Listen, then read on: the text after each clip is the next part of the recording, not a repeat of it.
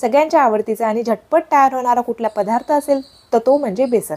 बेसन करताना आपण त्यामध्ये जर कांद्याची पात घातली तर बेसन आणखीनच चविष्ट आणि रुचकर तयार होतं। नमस्कार मंडळी, आज आपल्याला बनवायचं आहे एकदम झटपट तयार होणारं कांद्याच्या पातीचं बेसन। बनवण्यासाठी जेवढं सोपं आहे चवीला देखील तेवढंच भन्नाट लागतं। तर चला तर मग जास्त वेळ न घालता रेसिपीला सुरुवात करूया। कांद्याच्या पातीचं हे बेसन तयार करण्यासाठी आपण या ठिकाणी काही साहित्य घेतलेले आहेत। या ठिकाणी मी मीडियम साईजचा एक कांदा बारीक असा चिरून घेतलेला आहे। त्यानंतर आपण या ठिकाणी अर्धी वाटी कांद्याची पात घेतलेली आहे। कांद्याची पात मी छान स्वच्छ अशी धुवून घेतलेली आहे आणि बारीक अशी कट करून घेतलेली आहे। त्यानंतर आपण या ठिकाणी कोथिंबीर घेतलेली आहे। कोथिंबीरीच्या काड्या देखील मी या ठिकाणी घेतलेल्या आहेत। 3 ते 4 हिरव्या मिरच्या घेतलेल्या आहेत। तिखट तुम्ही तुमच्या आवडीनुसार थोडं कमी अधिक देखील करू शकता। सोबतच आपण या ठिकाणी 7 ते 8 लसणाच्या पाकळ्या घेतलेल्या आहेत। 1 इंच अद्रकचा तुकडा मी बारीक असा कट करून घेतलेला आहे। मिक्सरला आपल्याला हिरवी मिरची, अद्रक, लसूण आणि कोथिंबीर बारीक करून घ्यायची आहे। तुम्हाला हवं असल्यास तुम्ही खलबत्त्यामध्ये देखील याला कुटून घेऊ शकता। आता जाडसर आपल्याला हे वाटून घ्यायचं आहे। पाणी न टाकता अशा पद्धतीने आपण जाडसर असायला वाटून घेतलेलं आहे। आता आपल्याला लगेचच बेसनला फोडणी देऊन घ्यायची आहे। गॅसवरती मी एक कढई ठेवलेली आहे। कढईमध्ये आपल्याला 2 चमचे तेल टाकून घ्यायचं आहे।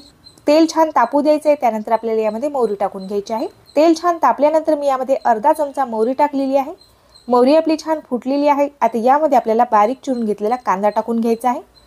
कांदा आपल्याला छान कच्चेपणा कमी होईपर्यंत परतून घ्यायचा आहे। कांद्यामधील जो कच्चेपणा आहे तो आपल्याला पूर्णपणे कमी करून घ्यायचा आहे। बेसनमध्ये कांदा खाताना कचकच लागला नाही पाहिजे यासाठी आपल्याला कांदा छान तेलावरती परतून घ्यायचा आहे।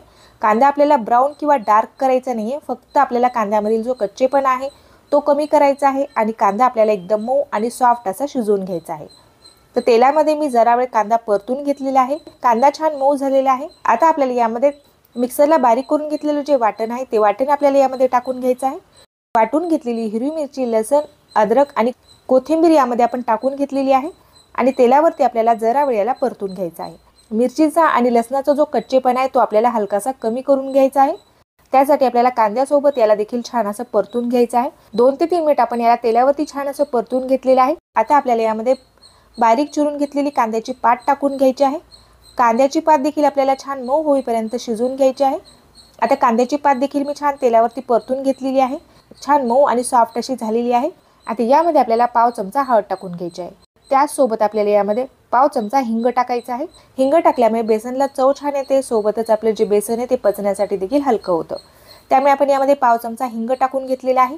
आता आपल्याला परत एकदा छान याला मिक्स करून घ्यायचं आहे। हळदीचा रंग छान कांद्यामध्ये उतरलेला आहे। कांद्याची पात देखील छान मऊ झालेली आहे। आता यामध्ये आपल्याला 1 ते 1.5 ग्लास पाणी टाकून घ्यायचं आहे। 2 माणसाचं मी या ठिकाणी बेसन तयार करत आहे। आपल्याला एकदम घट्ट बेसन न तयार करता पातळ बेसन तयार करायचं आहे। चवीनुसार आपल्याला यामध्ये मीठ टाकून घ्यायचं आहे। पाण्याला छान आपल्याला उकळी येऊ द्यायची आहे। त्यानंतर आपल्याला यामध्ये बेसन पीठ टाकून बेसन हटवून घ्यायचं आहे। उलथण्याच्या पाठीमागील बाजूने आपल्याला बेसन हटवून घ्यायचं आहे। आता आपल्याला एका हाताने उलथणं पकडायचं आहे, दुसऱ्या हाताने आपल्याला बेसन पाण्यामध्ये सोडून घ्यायचं आहे। उलथण्याने आपल्याला हे पाणी गोल गोल असं फिरवत राहायचं आहे। अशा पद्धतीने आपल्याला सतत याला गोल गोल फिरवायचं आहे, म्हणजेच यामध्ये पिठाच्या गुठळ्या होणार नाही। पाण्यामध्ये आपण हे उलथणं गोल गोल फिरवत बेसन हटवून घेतलेलं आहे। अर्धी वाटी मी या ठिकाणी बेसन यामध्ये टाकून घेतलेलं आहे। बेसन आपण छान असं हटवून घेतलेलं आहे। आता यामध्ये काही एखाद दुसरे गोळे झाले असतील ते आपल्याला दुसऱ्या चमच्याने फोडून घ्यायचे आहेत। यामध्ये जे पिठाचे गोळे झालेले असतील ते आपण फोडून घेतलेले आहेत। हलक्या हातानेच आपल्याला हे पिठाचे गोळे फोडून घ्यायचे आहेत। आता यावरती आपल्याला झाकण ठेवायचं आहे आणि एक दणदणीत अशी वाफ काढून घ्यायची आहे। 2 ते 3 मिनिट आपण झाकून याला वाफ काढून घेतलेली आहे। बघू शकता तुम्ही मस्त असं आपलं हे पिठलं वाफलेलं आहे। छान दणदणीत याला वाफ बसलेली आहे। मस्त असं आपलं हे पिठलं तयार झालेलं आहे। बघू शकता रंग एकदम सुरेख आलेला आहे आणि पिठल्यामधून खुशबू देखील एकदम मस्त अशी येत आहे। झणझणीत आणि चविष्ट असं आपलं कांद्याच्या पातीचं बेसन तयार झालेलं आहे। अजिबात यामध्ये गुठळ्या नाहीयेत, एकदम घट्ट देखील आपण बेसन तयार केलेलं नाही, थोडंसं पातळ आपण हे बेसन ठेवलेलं आहे। थंड झाल्यानंतर हे बेसन अळून आणखीनच घट्ट होतं, त्यामुळे सुरुवातीलाच आपण हे बेसन थोडंसं पातळ तयार करून घेतलेलं आहे। बाजरीच्या भाकरीसोबत, ज्वारीच्या भाकरीसोबत किंवा भातासोबत तुम्ही हे बेसन खाल्लं तर अप्रतिम लागतं।